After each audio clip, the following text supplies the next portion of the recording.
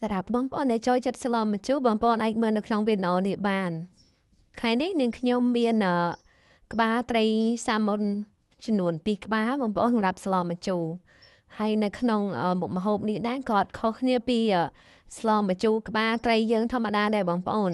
គ្រាន់តែថាមួយក្បាលត្រីសាម៉ុនមួយក្បាលត្រីឆ្ដោយចឹងណាបងប្អូនអរគ្នាហើយសម្រាប់វិធីធ្វើក៏អត់មានអីខុសគ្នាពីក្បាលត្រីឆ្ដោយយើងដែរបងប្អូនគឺស្លដូចតែគ្នាហ្នឹងហើយបងប្អូនគាត់ថាខ្ញុំថែមខ្ញីបន្តិចដើម្បីវាកាត់ឆ្អាប